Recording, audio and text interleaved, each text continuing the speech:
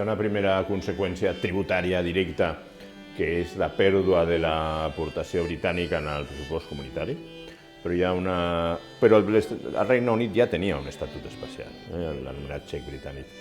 Però jo crec que hi ha un segon efecte més important, que és la pèrdua del sentit, s'està enviant un mal senyal a la pervivència del principi de solidaritat. I per tant això farà molt mal a la construcció d'un sistema tributari de la Unió. I think the first thing that comes to my mind is that the whole idea of Brexit was to solve a problem, to settle a problem. But in fact it has created many problems, and particularly we've seen in the UK that we are a very divided UK.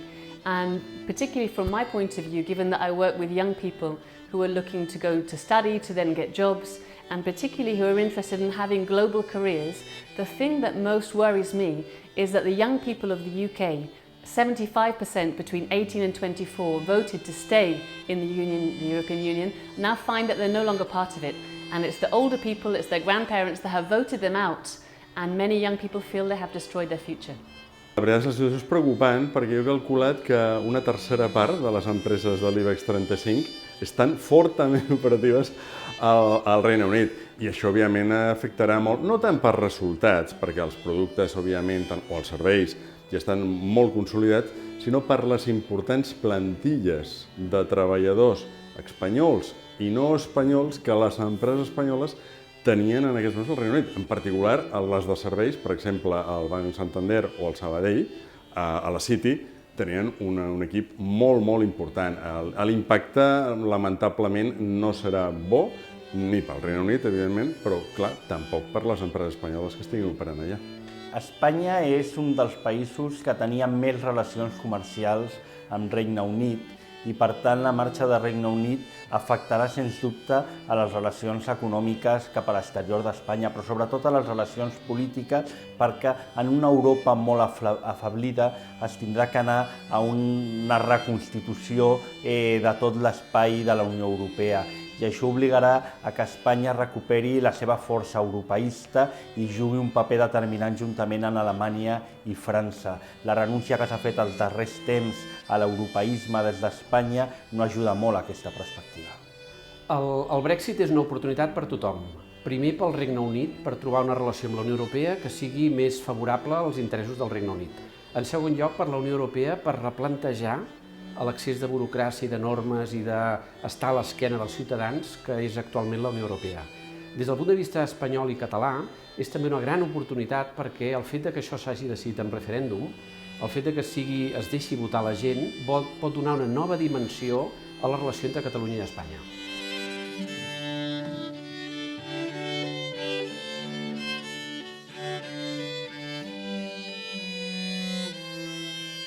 Que el Reino Unido entró en la Unión Europea en 1973 y por tanto en una fecha en la que todos los miembros de la mesa éramos muy jóvenes y que por tanto nuestra vida ha transcurrido con el Reino Unido en la Unión Europea y por tanto para nosotros es ciertamente un shock constatar que el Reino Unido pueda salir. No es menos cierto que el Reino Unido tardó en entrar, que el general de Gaulle no quería que el Reino Unido estuviera en la Unión Europea y que entra finalmente en un momento en el que quizás ya no había más remedio. Pero esto forma parte de la historia y veremos en qué influye. El Reino Unido llegó tarde, es que esto condiciona que ahora sea el primero en irse. He vivido a primer piel o en primera persona pues todos estos cambios a nivel familia. Me ha tocado mucho. Entonces, en este sentido, espero que podré dar una ventana a lo que es esta mentalidad de isla británica que nos ha llevado a donde estamos hoy. Que en contra de este modelo actual tan conocido, que todos sabemos, sobre todo en el ámbito de la empresa, el win-win, las sinergias, las fusiones y tal, estos son los loss. O sea, esto es... pierde el Reino Unido, tengo clarísimo, pierde el Reino Unido, algunos quizás no lo han visto, pero creo que pierde, y pierde la Unión Europea, y pierde, peor aún, el proyecto de Europa. Y a mí, posiblemente, de las tres cosas, lo tercero es lo que más me preocupa. Los dos primeros son aspectos económicos que pueden ser reversibles. El tercero difícilmente lo será. El mundo necesita una voz fuerte que defienda la democracia, que defienda los derechos humanos, que defienda un modelo de bienestar, y esto lo representaba principalmente Europa. No podemos confiar ni que los países islámicos, ni que las democracias bolivarianas, ni que el sudeste asiático hagan bandera de alguno de estos temas. Por lo tanto, una voz fuerte en una Europa que es especialmente pequeña en el mundo y que cada vez se ha visto más pequeña, yo creo que es determinante para que el mundo avance en favor de los valores que surgieron en el momento de la Ilustración, y que por lo tanto tenemos una responsabilidad de repensar y reconstruir Europa y de rehacer lazos con este Reino Unido, que en una decisión yo pienso que poco meditada y que nos lleva a representar que no siempre las urnas son el mejor método para resolver las cuestiones en una democracia, que hay muchos métodos en una democracia y que el modelo plebiscitario no siempre ha sido el más utilizado por las democracias más sólidas. Pues que esto que nos lleva a esta reflexión también nos tiene que llevar a pensar que no tenemos que estar ante un acto irreversible y una fractura de por vida, sino que tenemos que tender nuevos puentes, y que nuevos puentes, como intentaré exponer, son posibles. Yo lo que veo, en lugar de shock y desgracia, veo unas grandes oportunidades. Una gran oportunidad para el Reino Unido para poder pactar una relación con la Unión Europea que sea satisfactoria para el Reino Unido. Oportunidad para la Unión Europea para diseñar una Unión Europea donde los ciudadanos, sobre todo los jóvenes, tengan la sensación de que no van a vivir peor que sus padres. Bien, y para acabar, simplemente decir que también es una gran oportunidad para Cataluña y para España.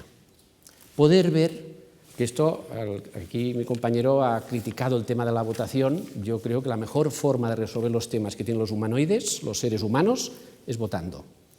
Entonces, que alguien vea que temas así se votan y que se respeta lo que se vota, yo creo que es muy saludable para ver que conflictos como los que tenemos en España, en los que no hay forma de que la gente se siente en una mesa y hablen, pues que a través de un referéndum pues la gente puede expresar lo que quiere, y una vez se ha expresado, ¿qué va a hacer la señora May?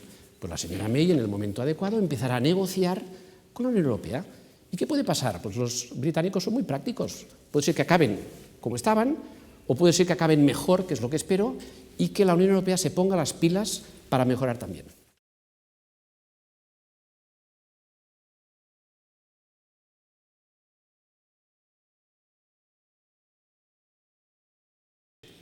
¿Estamos yendo hacia una República Europea como un proyecto sin marcha atrás? ¿O vamos a mantenernos en un club en el que entramos y salimos a nuestra conveniencia? Y lo cierto es que hay un montón de fuerzas políticas en Europa hoy, disolventes con relación a la existencia de la Unión Europea. El liderazgo del no a la Unión Europea ha correspondido al señor Farage, que ocupa una posición poco centrada en el esquema político británico, pero tenemos partidarios de la disminución de las competencias de la Unión Europea o incluso de la separación en países como Francia, Austria o Finlandia, por citar los más notorios, fuerzas políticas con las que no se identificarían ninguno de los partidos tradicionales de los espectros políticos constitucionales, mientras que esas fuerzas tradicionales se mantienen fieles a la idea fundacional de la Unión Europea, que es ese avance progresivo, pero a la vez las dos cosas, poco a poco, pero avance hacia la consolidación de la Unión. Cuando se formó la Unión Europea, lo que tú has dicho del proyecto, que es lo que más te duele, pues a mí también, porque siento que había aspiraciones mucho más altruistas y que ahora, si se convierte en un club, por ejemplo, en el caso que has comentado de que ahora el Reino Unido podrá negociar pues algo mejor, se convierte más bien en lo que diremos en inglés, what's in it for me, a ver qué consigo yo. Y pienso que esto no fue la filosofía con la cual empezamos el proyecto de la Unión Europea. Nadie pensó, ni siquiera los de Leave, en el plan. Estuvimos demasiado confiados en que no va a pasar nada, que no hay un plan. Entonces, buen experimento democrático, pero no creo que se tendrá que repetir. Yo estoy convencido, y por eso es el problema del referéndum, que mucha gente, en realidad, cuando depositó su voto, estaba votando esencialmente no a Bruselas. No a Bruselas. No otra cosa. Estaba votando no a Bruselas, la Bruselas actual, a la Bruselas actual. Y en ese sentido, por lo tanto, creo que verdaderamente el futuro se pone muy complicado. No hay proyecto común, se está viendo con los temas de seguridad, de inmigrantes, cuando hay un problema importante al lado de nuestras fronteras, al cabo de 5 días Francia dice una cosa, 8 días después Alemania dice otra distinta, al cabo de un tiempo el Reino Unido decía lo siguiente, España guarda prudente silencio siempre a ver qué dicen los demás.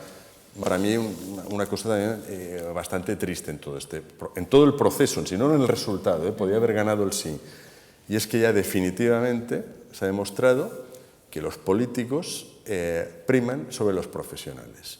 Yo me miré muchísimos informes. La mayoría de economistas británicos advertían del impacto negativo que tenía el Brexit. Esto prácticamente no salió en campaña. La Europa de los 12 o la Europa de los 15 estaba a un paso de ser los Estados Unidos de Europa. Teníamos unos sistemas muy parecidos, teníamos unas economías de mercado bastante parecidas, podíamos converger en muchos aspectos. De repente se tomó una decisión que, yo digo, no era la única posible. Sin embargo, se optó por enseguida ir todos a todo, y yo creo que esto fue una decisión precipitada, que además se ha ido repitiendo. Esta lógica europea es vamos a hacer más Europa sin más, y esto llevó pues, a hacer una Constitución europea que la gente dijo, bueno, ¿y esto ya de dónde sale, ¿no? ¿Dónde estamos nosotros? ¿Qué papel jugamos? Y centró todas las susceptibilidades. Todavía Reino Unido no ha activado el artículo 50 del Tratado de la Unión Europea, y me parece un dato importante. O sea, todavía no ha comunicado que quiere salir de la Unión Europea. Por lo tanto, yo creo que aquí también hay un margen de posibilidades muy amplio, y que se pueden estudiar sin necesidad de activar el artículo 50, dar cumplimiento a los resultados del referéndum. A ver, el mundo se tenía que hundir si salía Brexit. Bajó la bolsa durante 2 o 3 días y a las pocas semanas se recuperó el índice de la bolsa de Londres, todas las bolsas europeas ya han recuperado lo que pasó, y no olvidemos que la bolsa resume, sintetiza el sentimiento que tiene el dinero, que el dinero es lo más miedoso que hay. Y por tanto parece que la bolsa tiene menos miedo que lo que muchos pensáis, ¿no? Yo creo que hay la oportunidad de que aquí acabe mejor el Reino Unido y de que acabe mejor Europa. Si Europa no se transforma radicalmente, se puede encontrar mañana con otro referéndum en Francia, en Holanda, en otros países, y entonces sí, como decía Manuel Valls, el primer ministro francés, decía, esto, según cómo lo gestionemos, es el fin de Europa. Entonces yo vuelvo al principio, yo siempre que veo una botella medio llena, con el líquido por la mitad, pues la veo medio llena. Entonces veo una gran oportunidad para corregir los grandes errores que tiene Europa actualmente.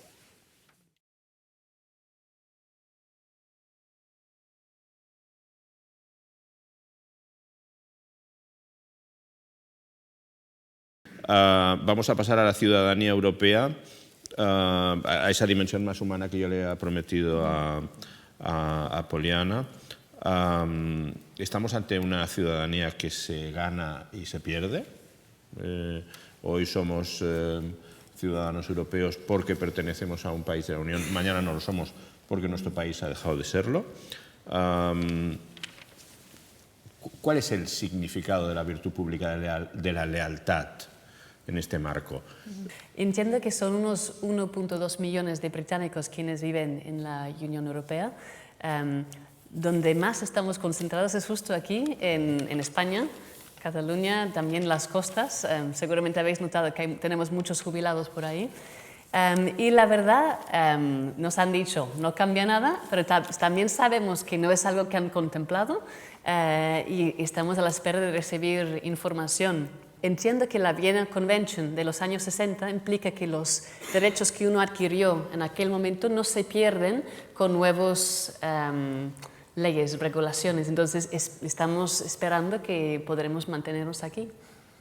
A largo, Reino Unido le puede ir mejor y a la Unión Europea, le puede ir mejor. De acuerdo con lo primero, en desacuerdo total con lo segundo. Al Reino Unido efectivamente le puede ir mejor, porque los principios, si los cumple, los principios económicos que teóricamente han defendido este planteamiento, es decir, más prioridad a la actividad privada, menos gastos burocráticos, digamos, menos restricciones al mercado, le van a permitir en un cierto tiempo realmente ponerse al nivel de otros países que efectivamente están muy bien, como Noruega o como Suiza.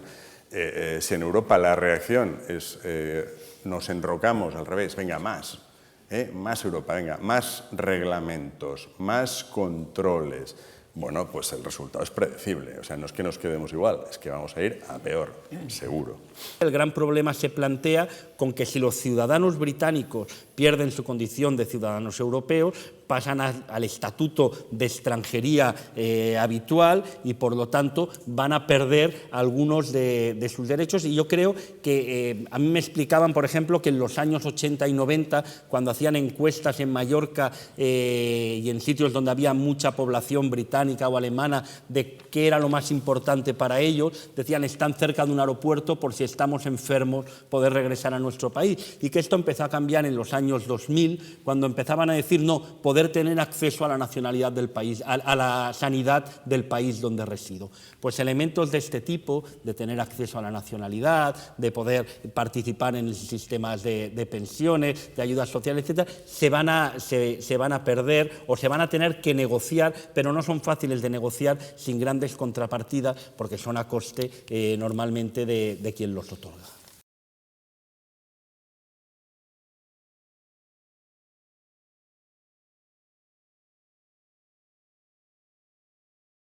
Hemos ido viendo en los dos bloques anteriores que el resultado del referéndum genera inseguridad y genera incertidumbre.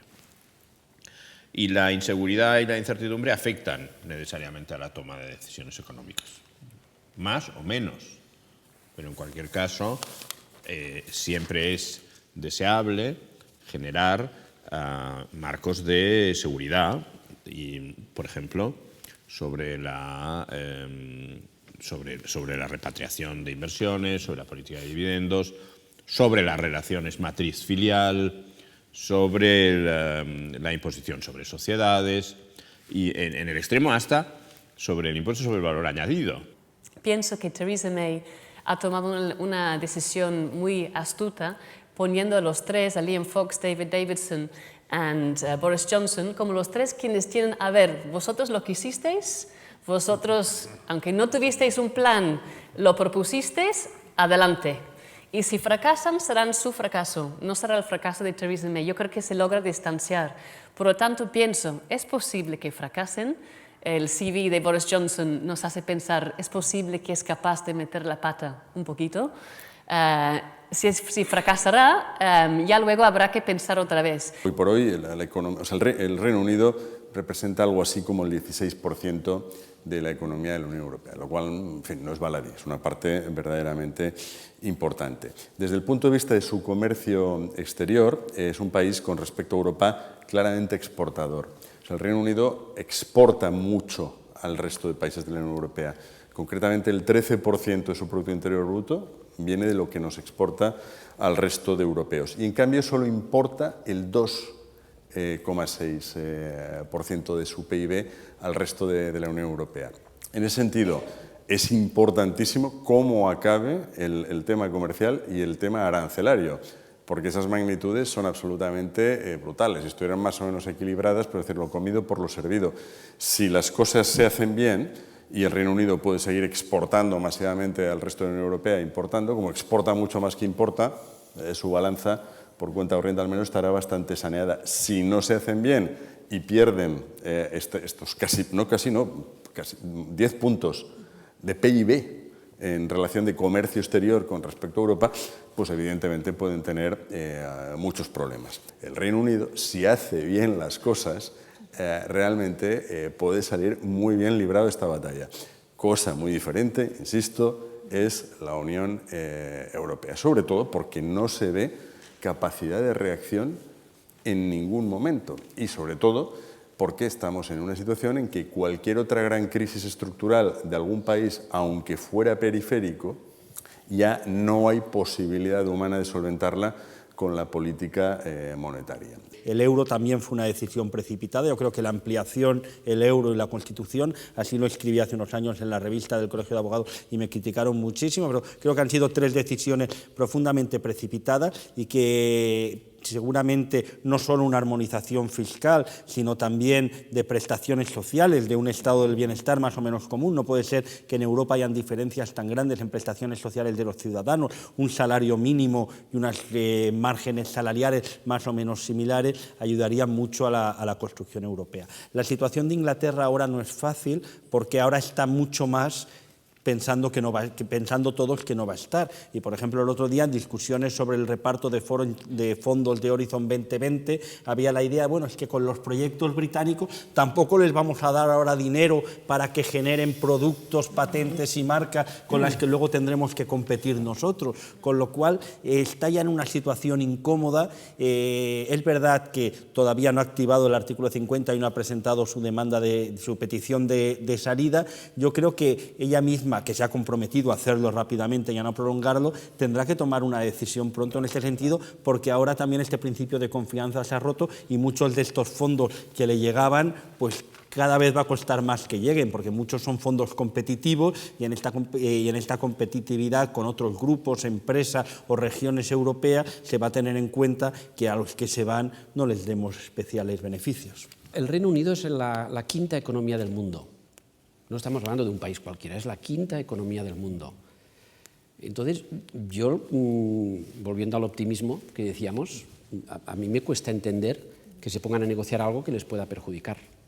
A ellos les preocupa mucho, por ejemplo, tener una mejor relación económica y más fluida y menos reglamentista con Asia.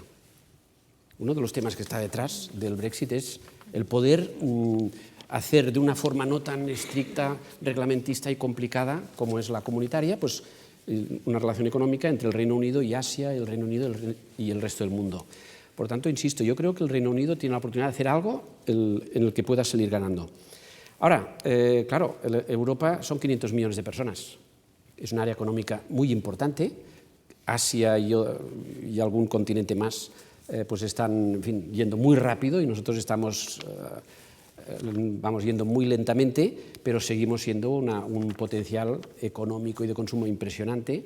El Reino Unido seguro, a pesar de que tiene esos 3 negociadores, si realmente lo hacen tan mal, como también decía Poliana, es que la presidenta y los demás no se lo aprobarán. Y por tanto, los del Remain lo que dicen es, mira, por suerte han puesto estos 3, seguro que no llegarán a nada que sea conveniente, por tanto no cambiará nada.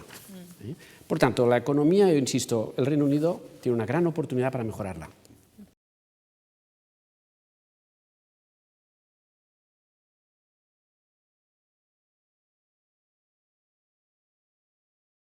Es el papel de la Unión Europea en el mundo, un interlocutor o un observador, un florero al que invitar o uno de los protagonistas sobre quienes construir el orden mundial y 3 diálogos importantes. El diálogo entre la Unión Europea, el diálogo norte-norte, el diálogo entre la Unión Europea y los Estados Unidos, cómo se va a ver afectado. Otro diálogo norte-norte, el diálogo entre la Unión Europea y Rusia, y al que solemos dar poca importancia, a diferencia de lo que hacen nuestros vecinos franceses, y el diálogo norte-sur. Nicola Sturgeon, quien es el líder del Scottish National Party, ahora ha dicho que un otro referéndum está en la mesa, evidentemente porque el referéndum de Escocia para que Escocia se quedara parte como el Reino Unido en 2014 también fue muy justo, ¿no? Y una de las cosas que Inglaterra prometió a Escocia es que quédate con nosotros porque nosotros vamos a ser parte de un proyecto europeo que ya evidentemente no existe. Entonces, francamente, pienso que es muy probable que Nicola Sturgeon, además que es un líder que tiene un gran respaldo por parte de Escocia, el partido Labour realmente ha desaparecido. Yo creo que es muy posible que pone en la mesa otro referéndum Y si Inglaterra no es capaz, si nuestros tres magníficos no son capaces de negociar bien, pues posiblemente sí, Escocia se seguirá, ¿no? Pienso que puede pasar, ¿no? ¿Por qué no? En estos momentos todavía la población europea es un porcentaje, no me acuerdo exactamente, me lo dijo Emilio Lamo Espinosa, es un porcentaje importante sobre la población mundial, pero dentro de nada, en el año 2050 será bajísimo, porque nuestras tasas de natalidad son, todos lo sabemos, reducidísimas, y las tasas de natalidad en Asia, ya no solamente en China, que ahora van a romper la norma del hijo único, pero ya no solamente en China, en la India, en todo el sudeste asiático, y en Sudamérica son importantísimas, e incluso en Norteamérica también son más importantes. Entonces, Europa en el 2050, a nivel de población, será una parte muy reducida del mundo. Salvo que ocurra un milagro, a nivel de producción también lo seremos. Y esto no es ningún problema, porque tampoco nos hemos de obsesionar con ser una potencia. Los noruegos son un país muy pequeñito, con muy poca población, y en principio son el país que tiene mayor calidad de vida del mundo y en el cual sus habitantes viven mejor. O sea que eso no es un problema. Ahora, si hablamos en términos de potencia, ahora no, pero el 2050, el 2060, es evidente, Norteamérica y Asia van a marcar las normas, y Europa, obviamente, pues seguiremos viviendo pues de nuestro pasado histórico, monumental, cultural, gastronómico, climático, etcétera, etcétera, etcétera. Pero a nivel de potencia, pues yo creo que Europa tiene un rol muy reducido. El Reino Unido ahora, hace ya mucho tiempo, es una economía de servicios, no es una economía industrial. Y la City es la City. Entre otras cosas, es la entrada del capital inversor a la Unión Europea, lo ha estado siendo. ¿Cómo se resuelva este tema? Pues va a tener buena parte de las respuestas que estamos buscando por aquí. Si se consigue resolver adecuadamente, bueno, pues no pasará nada, la City seguirá siendo realmente un captador de fondos, un negociador, moverá los flujos. Si evidentemente esto no es así, por un lado, Gran Bretaña sufrirá, y aquí sí que algunos países europeos que también son esencialmente dependientes de su sector financiero, y estoy pensando, pues, por ejemplo, en Luxemburgo o incluso hoy en día Irlanda también, o Liechtenstein, podían sacar partido de este tema. Este es un tema tremendamente complicado, no lo vamos a decir nosotros, ni siquiera lo van a decir los gobiernos, lo van a decir los mercados financieros internacionales, y es pronto para decir qué van a decir, pero merece la pena que, digamos, que lo tengamos en nuestras oraciones, ¿no? Por decirlo de alguna manera. Europa progresivamente ha ido perdiendo este protagonismo y esta centralidad en el mundo, con la emergencia del sudeste asiático, de China, de los BRICS, ¿no? De Brasil, India, Rusia, y esto yo creo que es preocupante en términos de que Europa había exportado algunos de sus valores a la construcción del orden internacional, ¿no?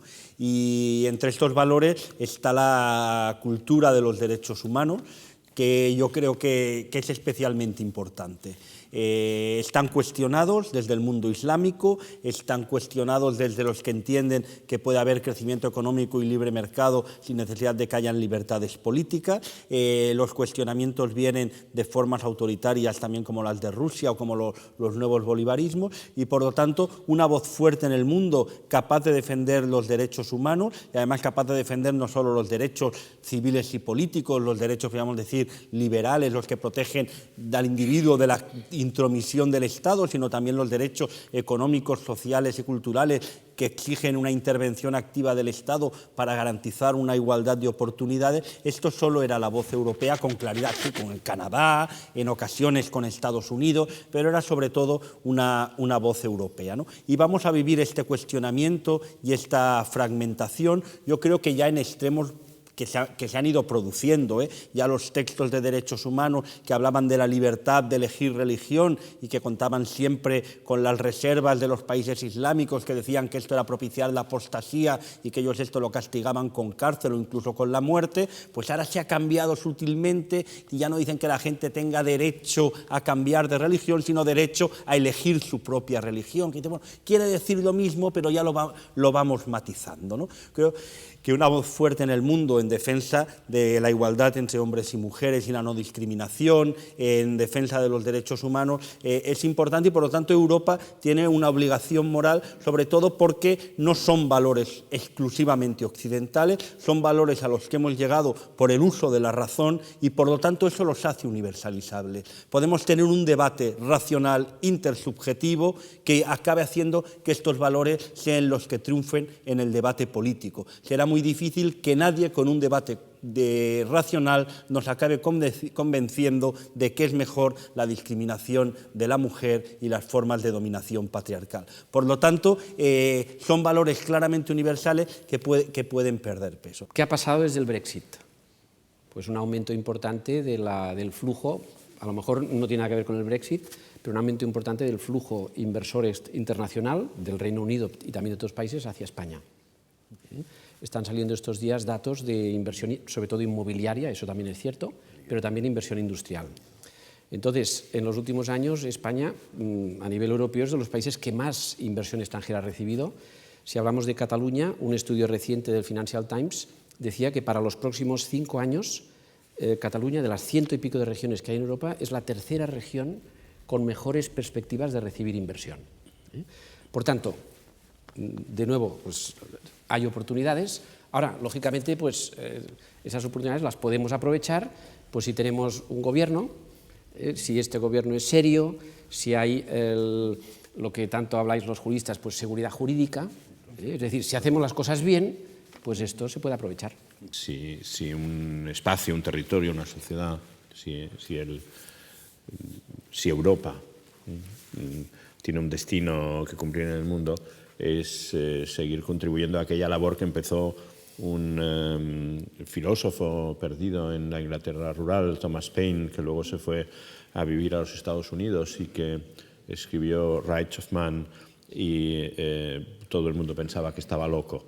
Y sin embargo hoy la esperanza de la convivencia en paz y de la emancipación de cada ser humano, de cada hombre y cada mujer, radica en que aquellas ideas de Thomas Paine no se consideren un producto local del campo inglés, sino una concepción universal de la civilización sobre nuestro planeta.